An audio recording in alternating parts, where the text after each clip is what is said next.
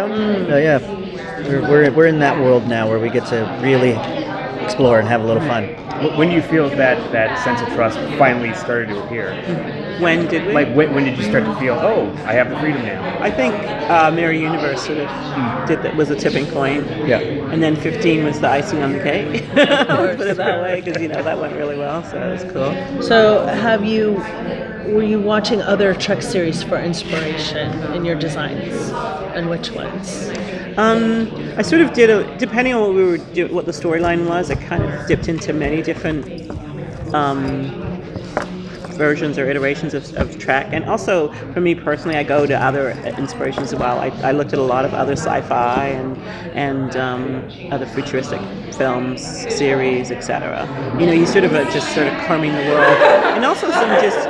When we were doing the spacesuit, the EV suit, looking at what NASA was doing, this woman that created that biosuit that's really cool, that lightweight one that she was using, that sort of was the basis of the design that we used.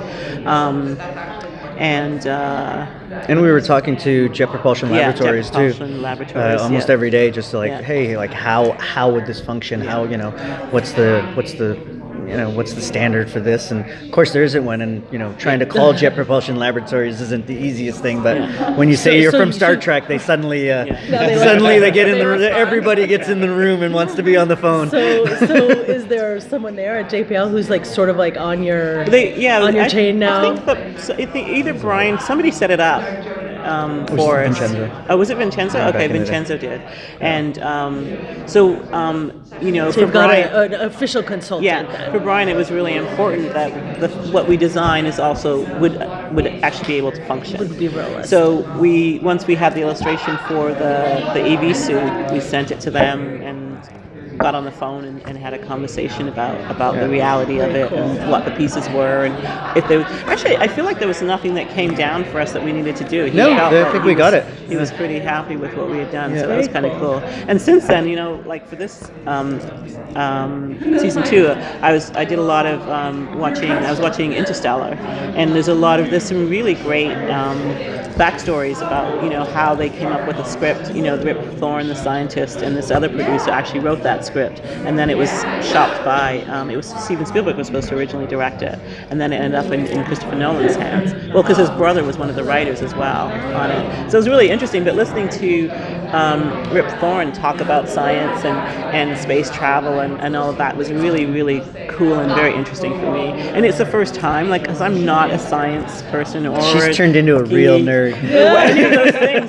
So welcome to the club. I know, but the thing is, for me, is being in a room and having these conversations about certain subjects. I'm way over my head here. I don't know what I'm doing. You know what I mean? And that's how I spent a lot of. It looks season. Like you know what you're doing. Well, thank goodness. Because we just had to do research on the fly. It was literally trying to tap in and figure out. Whenever we had a specific thing they gave us to do, we would be jumping in and researching it, and then trying to get as much information. I'd have my team go do this, find out more about this for me, and then give me a report back, and then that's how we sort of kept it going. Right. You've got to, as Aaron keeps saying, it's got to be grounded in some form of reality. It has to make sense for us. We're not just designing and creating on the fly. Right, and I feel like Trekkies will call you on it. Well, the thing is that I feel like the first iteration of Trek did do a little bit of that, you know what I mean? And they probably, you can, because in the 60s, you can't fact check things like you can now, you know what I mean? There's no internet. There's no internet, there's none of those things available to you. So I feel like they were able to get away with a lot more than we do. And also they didn't have any history to deal with as well, which we do now. Mm-hmm. So. Well, I think it worked a little bit the opposite way with the original series. Mm-hmm. It inspired exactly so much. Yeah. Which now real life is inspiring you, with the EVA suit. Exactly. But what we want to do with what I want to do specifically with prop design is not just nod to the original things, but what I was talking to Gersha earlier, and she said something that made perfect sense, is that the original series inspired the cell phone, inspired medical X-ray tricord scanners. It inspired so much. iPad, so many things. So that's what we want to do now going into the future with this series, is we want to invent something that will inspire someone to go, hey, you know what? That could work. So when you're designing a prop, say whatever, some piece of technology, how deep do you go into the rabbit hole. How does this work? Like, what's it actually doing? Or is it all about, I have to make this camera ready. It has to look good. And no, for me, it has to function in my head. I have to know what every button does on it. I have to know, for the communicator, how far it can communicate. We have to know these things so that when an actor asks me on set, what does this do? What does this do? I have the answers for them, because we're not just designing things. We're building a world for the actors to live in. So if we don't have the answers for them, they can't fully develop their characters. So we have to fully develop our props and costumes so that they can do their jobs. Was there anything in particular in season 1 that was particularly hard like a challenge for each of you? Everything. Besides everything. Even the disco workout shirt. Okay, that one was easy. I didn't quite when they told me they wanted me to do this shirt, I actually thought it was a joke. I really did. No, I did. I didn't know it was they wanted it. I thought, okay, that's a joke. And I was like, and then I put it aside. I thought in the meeting that we had, I just thought it was a joke and I didn't even think about it. And then all of a sudden I got asked about it and I was like, oh, that was real. You really wanted that t-shirt? I was like, oh, okay. So that's what happened. And then they explained to me why and how it would. And now we all have one. Yeah, exactly. So that was a funny thing. But no, I would say the Starfleet uniform itself took us 6 months to get to. Luckily we had that prep time. Like the sets weren't ready, so I think I got a little bit more time to develop that costume. If I didn't, I don't know what it could have been different. It would have been different. Yep. Yeah. So that was a journey. Yeah. And part of that journey for me then was also the badges, because the badge really is a reflection of the costume. So as the costume evolved and changed, so did the badge. And until we finally, when Gersha landed on it, I knew we were able to land as well. So we sort of really came to a point together and finally could present that final version of the uniform. So Mario, what's the weirdest thing that you've repurposed into a prop? The weirdest thing that I've repurposed into a prop? We don't do a lot of repurposing on Star Trek.